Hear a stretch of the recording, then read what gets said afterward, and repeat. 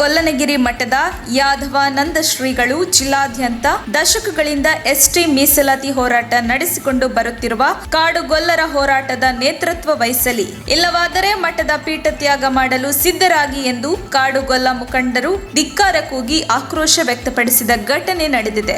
ರಾಮನಗರ ಜಿಲ್ಲೆಯ ಮಾಗಡಿ ಪಟ್ಟಣದಲ್ಲಿ ಆಯೋಜಿಸಿದ್ದ ಕಾರ್ಯಕ್ರಮವೊಂದರಲ್ಲಿ ಕಾಡುಗೊಲ್ಲ ಒಳಪಂಗಡ ಮೀಸಲಾತಿ ಬೆಂಬಲವಿಲ್ಲ ಎಂಬ ಶ್ರೀಗಳ ಹೇಳಿಕೆಯನ್ನು ಖಂಡಿಸಿ ಹಿರಿಯೂರು ನಗರದ ಪ್ರವಾಸಿ ಮಂದಿರದಲ್ಲಿ ಕಾಡುಗೊಲ್ಲ ಮುಖಂಡರು ನಡೆಸಿದ ಸಭೆಯಲ್ಲಿ ಈ ಆಗ್ರಹ ಕೇಳಿ ಬಂದಿದೆ. ಕಾಡುಗೊಲ್ಲ ಸಮಾಜ ಒಂದು ಉಪಜಾತಿಯಲ್ಲ, ಪ್ರತ್ಯೇಕ ಅಸ್ಮಿತೆ ಹೊಂದಿರುವ ಜಾತಿಯಾಗಿದ್ದು ನಾವು ಒಳ ಮೀಸಲಾತಿ ಕೇಳುತ್ತಿಲ್ಲ. ಕಾಡುಗೊಲ್ಲರೇ ಬೇರೆ, ಊರುಗೊಲ್ಲರೇ ಬೇರೆಯಾಗಿದ್ದು ನಮ್ಮ ಆಚರಣೆಗೂ ಅವರ ಆಚರಣೆಗೂ ಬಹಳ ವ್ಯತ್ಯಾಸವಿದೆ. ಇದನ್ನು ಸ್ವಾಮೀಜಿಯವರು ಅರ್ಥ ಮಾಡಿಕೊಳ್ಳಬೇಕು ಎಂದು ಮುಖಂಡರು ಆಕ್ರೋಶ ವ್ಯಕ್ತಪಡಿಸಿದರು. ಮಾತಾಡಿ ಹಿರಿಯರು ಮಾತಾಡಿ ಸ್ವಾಮಿ, ಯಾಕೆ ಮಾತಾಡ್ತಾ ಇಲ್ಲ? ಕಳ್ಳೆಕ್ ಅಲ್ಲೇ ಮಾತಾಡ್ತೀರಿ ಸ್ವಾಮಿ. ಆದ್ರೆ ನಾವು ಸಹಿಸ್ಕೊಳಕ್ಕಾಗಲ್ಲ. ಭಾರಿ ಸುಧಾರಿಸಿದ್ದೀವಿ, ಎಷ್ಟಿ ಹೋರಾಟ ನೋಡ್ತಿದ್ದೀವಿ, ನಮಗೆ ಗೊತ್ತದು. ನಿನಗೆ ಯಾಕೆ ನೋವಲ್ಲ ಸ್ವಾಮಿ? ಮಕ್ಕಳು ನಿಮ್ಮ ಮಕ್ಕಳನ್ನ ನಾವು ನಿನ್ಗೆ ಅರ್ಥವಾಗಲ್ವೇ? ಒಂದ್ ಸೀಟ್ ಕೊಡ್ಸಕ್ ಬರಲ್ಲ, MLA ಒಂದ್ ಜಿಲ್ಲಾ ಪಂಚಾಯತಿ ಸೀಟ್ ಕೊಡ್ಸಕ್ ಬರಲ್ಲ. ಯಾಕೆ ಬರಲ್ಲ? ನಮ್ಮನ್ನು ತೋರಿಸಿ ಜೀವನ ಮಾಡಬಾರ್ದು, ನಮಗಾಗಿ ಜೀವನ ಮಾಡಿಸಿ, ನಮ್ಮ ಮಕ್ಕಳಿಗೆ ಜೀವನ ಮಾಡಿಸಿ. ಮಧ್ಯ ಕರ್ನಾಟಕದಲ್ಲಿ ಕಾಡುಗೊಲ್ಲರು ಹೆಚ್ಚಾಗಿ ಇರುವುದರಿಂದ ಮುರುಘಾ ಶರಣರು ಜಾಗವನ್ನು ನೀಡಿ ಮಠ ಸ್ಥಾಪನೆಗೆ ಕೈಜೋಡಿಸಬೇಕು. ಕಾಡುಗೊಲ್ಲರು ದೇಣಿಗೆ ಸಂಗ್ರಹಿಸಿ ಯಾದವಾನಂದ ಸ್ವಾಮೀಜಿಗೆ ಪಟ್ಟವನ್ನು ಕಟ್ಟಲಾಯಿತು. ಎ ಕೃಷ್ಣಪ್ಪ ಆಗಲಿ, ಶಾಸಕಿ ಕೆ ಪೂರ್ಣಿಮಾ ಶ್ರೀನಿವಾಸ್ ಆಗಲಿ ನಿಮ್ಮನ್ನು ಆಯ್ಕೆ ಮಾಡಿಲ್ಲ. ತಾವುಗಳು ಕಾಡುಗೊಲ್ಲ ಮಹಿಳೆಯ ಹೊಟ್ಟೆಯಲ್ಲಿ ಹುಟ್ಟಿದ ಕಾಡುಗೊಲ್ಲ ಸಮಾಜದ ಶ್ರೀಗಳಾಗಿದ್ದೀರಿ. ಮಾಗಡಿಯಲ್ಲಿ ಆತ್ಮಸಾಕ್ಷಿಗೆ ವಿರುದ್ಧವಾಗಿ ಹೇಳಿಕೆ ನೀಡಿ ಮಾಧ್ಯಮಗಳ ಮೇಲೆ ಗೂಬೆ ಕೂರಿಸುವುದು ಸರಿಯಲ್ಲ.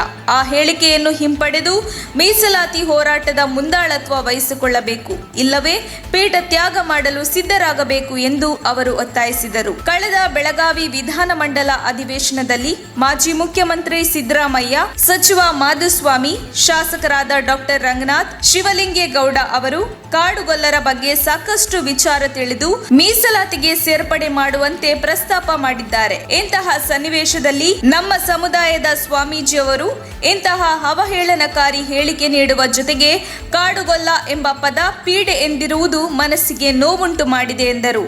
ಅವ್ರಿಗೂ ನಮಗೂ ಕೊಡೋದು ತಗೊಂಡು ಯಾವುದೇ ಸಂಬಂಧ ಇಲ್ಲ, ಬೇರೆ ಅವರೇ ಬೇರೆ ನಾವೇ ಬೇರೆ.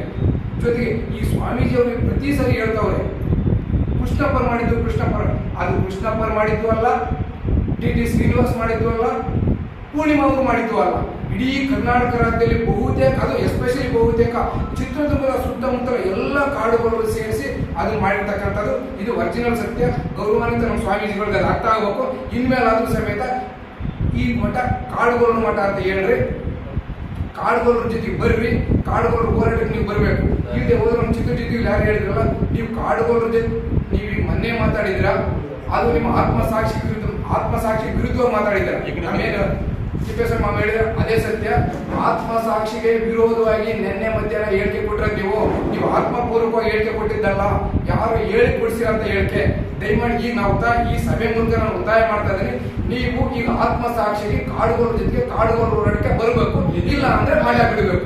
ಕಾಡುಗೊಲ್ಲ ಪೀಡೆ ಪದವಾದರೆ ನಮ್ಮ ಸಹೋದರಿ ತಾಯಿಯ ಹೊಟ್ಟೆಯಲ್ಲಿ ಹುಟ್ಟಿದ ನೀವು ನಿಮ್ಮ ತಾಯಿ ಪೀಡೆಯಾಗಿದ್ದಾರಾ ಎಂದು ಶ್ರೀಗಳನ್ನು ಪ್ರಶ್ನಿಸಿದ್ರಲ್ಲದೆ, ಇನ್ನಾದರೂ ದಯಮಾಡಿ ಶ್ರೀಗಳು ಮಾತನಾಡುವಾಗ ಯೋಚನೆ ಮಾಡಿ ಮಾತನಾಡಬೇಕು, ಬಾಯಿಗೆ ಬಂದಂತೆ ಮಾತನಾಡಬಾರದು. ಕೇಂದ್ರ ಸಚಿವ ಎ ನಾರಾಯಣಸ್ವಾಮಿ ಅವರ ಪ್ರಯತ್ನದಿಂದ ನಮಗೆ ಮೀಸಲಾತಿ ದೊರೆಯುತ್ತದೆ. ಸ್ವಾಮೀಜಿ ಅವರು ಆಡಿರುವ ಮಾತನ್ನು ವಾಪಸ್ ಪಡೆಯಬೇಕು ಎಂದು ಮುಖಂಡರು ಆಗ್ರಹಿಸಿದರು. ಈ ಸಂದರ್ಭದಲ್ಲಿ ರಾಜ್ಯ ಕಾಡುಗೊಲ್ಲ ಕ್ಷೇಮಾಭಿವೃದ್ಧಿ ಸಂಘದ ರಾಜ್ಯಾಧ್ಯಕ್ಷ ಸಿ ಶಿವು ಯಾದವ್, ಮಾಜಿ ಜಿಲ್ಲಾ ಪಂಚಾಯಿತಿ ಸದಸ್ಯ ಸಿಬಿ ಪಾಪಣ್ಣ, ಮುಖಂಡರಾದ ಪಾತಣ್ಣ, ಕೋಡ್ಲಹಳ್ಳಿ ಚಿದಾನಂದ್, ಎಸ್ಆರ್ ತಿಪ್ಪೇಸ್ವಾಮಿ, ಕರಿಯಣ್ಣ, ತಮ್ಮಣ್ಣ, ಮಹಲಿಂಗಪ್ಪ, ಮೂಡಲಗಿರಿಯಪ್ಪ, ಎಜಿ ತಿಮ್ಮಯ್ಯ, ನಿವೃತ್ತ ಶಿಕ್ಷಕ ನಾಗಪ್ಪ, ಚಿತ್ರಜಿತ್ ಯಾದವ್, ಬಿಡಿ ಬಸವರಾಜ್, ಪಿಆರ್ ದಾಸ್, ಅಧ್ಯಕ್ಷ ರಂಗಪ್ಪ, ಸಂಪತ್, ಕೃಷ್ಣ ಪೂಜಾರ್, ಗೋಪಿ ಯಾದವ್, ಮಂಜುನಾಥ್, ವಿದ್ಯಾಧರ, ತಿಮ್ಮಯ್ಯ, ಮಂಜುನಾಥ್, ಚಂದ್ರಹಾಸ ಸೇರಿದಂತೆ